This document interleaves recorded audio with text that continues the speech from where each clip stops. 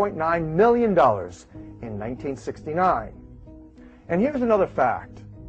By the falsely alleged end of Fort Detrick's biological weapons program in 1969, there were not simply 7 germs that America had weaponized. Conservatively, there were thousands when you include the bioterrorizing cancer viruses and other germs being cloned, mutated, and mass-produced for global distribution in support of the drug cartel's burgeoning cancer industry. This developing cancer industry really got a shot in the arm back in the 1950s when the first polio vaccines produced in contaminated monkey kidney tissues containing cancer viruses were being tested and injected in millions of people worldwide. The cancer virus was later identified as SV40. It was determined to cause cancer in nearly every species it was injected.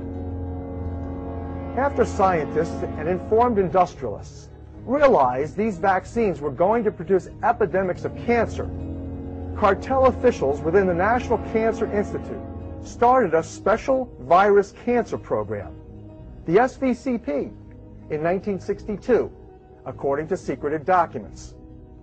Here is simply a partial list of the deadly viruses they created in labs by 1971.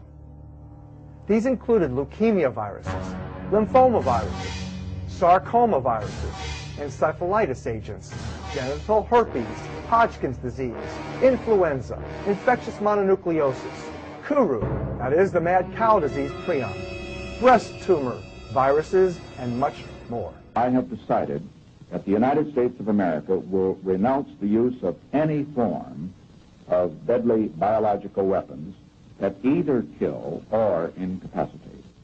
President Nixon visited Fort Detrick on the 25th of November, 1969. I remember that date quite well because following his announcement of taking munitions and beating them to plowsheds, we all lost our job. And that was a very traumatic experience. But following his presidential announcement on this date, the entire United States offensive program on biological warfare came to a close within 2 years. We destroyed all of our seed stocks. We destroyed all of our production material at Pine Bluff, Arkansas. And we completely got out of the biological warfare business. Sure, President Nixon renounced the use of biological weapons in 1969 as a political ploy. In fact, here's what really happened. Tricky Dick, as he was called back then, lied. As you can read here from the prestigious scientific journal Nature, quote, by 1970, a year after Nixon ratified the Geneva Protocol, nothing had changed except the public's perception of chemical biological warfare risks. Rather than receive the promised annual cut in biological warfare research funding, the DoD's biological weapons budget increased from $21.9 million to $23.2 million. The stockpiled biological weapons Nixon pledged would be rapidly destroyed remained intact in Pine Bluff, Arkansas. And the announced transition of Fort Detrick from a biological weapons testing facility to a solely defensive NIH-run health research lab had not occurred. So it can be seen that Dr. Kano's propaganda simply reflects her ignorance. Or is it professional negligence? To allege lies are honest truths. Is it unjust or too blunt to conclude Dr. Kano is a professional prostitute for drug cartel-influenced government? Before deciding to condemn me for saying that, or her, listen to the differences between what federal authorities want you to believe versus what leading textbooks on biological warfare has to say about the lacking difference between offensive and defensive biological weaponry. From the point of view of a target population, the notion of an effective defense against such agents is misleading. Neither individuals nor populations can be vaccinated against all possible naturally existing strains and variants of viruses that might be used as weapons. The use of recombinant DNA technologies to alter viruses limits the possibility even against specific strains. In other words, using football metaphorically for what really happened in 1969, many touchdowns in football are made by the defense. Fort Detrick, in fact, scored much more money than it had previously received for offense by shifting programs and players allegedly, that is politically, to defense. Biological weapons defenses featured vaccines for which you needed to produce the offensive weapons, the footballs, before you could run the plays for the military-industrial complex. But this defensive, offensive activity with merely 7 deadly biological weapons at Fort Detrick was a drop in the bucket. There was a revolution in military affairs taking place at this time. Older biological weapons, methods of culturing and cloning them, mutating germs and mass-producing viruses, even recombining bacteria and viral genetics were being advanced with new biotechnology. So the focus on weapons of mass destruction shifted from simple infectious disease producers to the realm of immunological attackers, using cancer viruses manufactured in labs.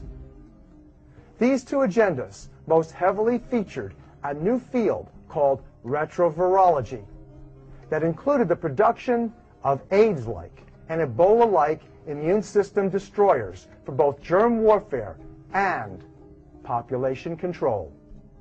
We all lost our job, and that was a very traumatic experience.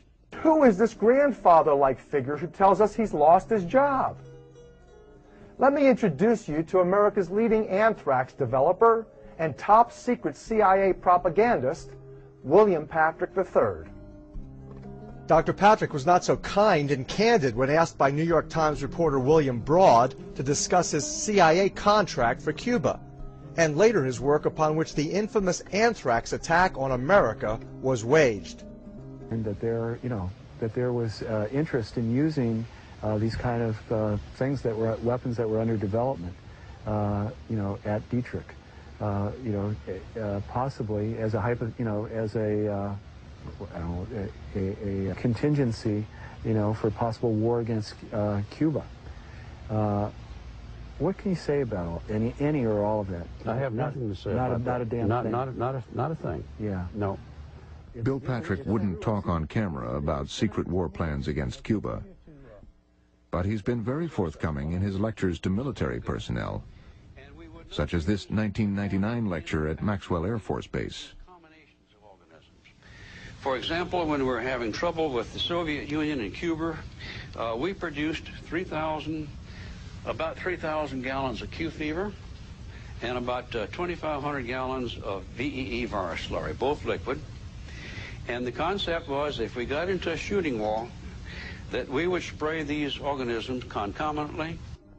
Dr. Patrick, credited as simply being a biological weapons consultant, says he recalls precisely the date of the 25th of November, 1969, as the day he lost his job.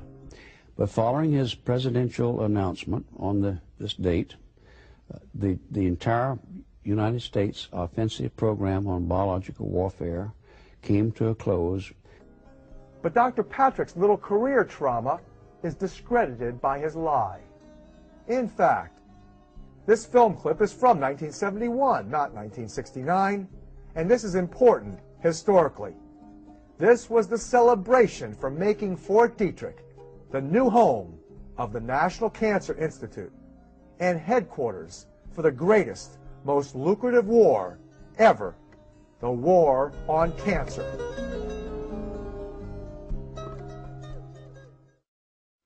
Even at its peak, the U.S. offensive program paled compared to the Soviet Union's.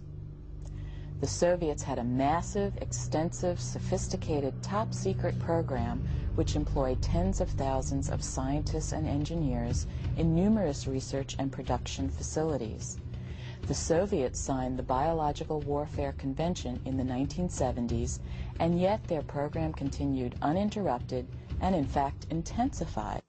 In fact, Historic records prove the secret intensification of the biological weapons race in America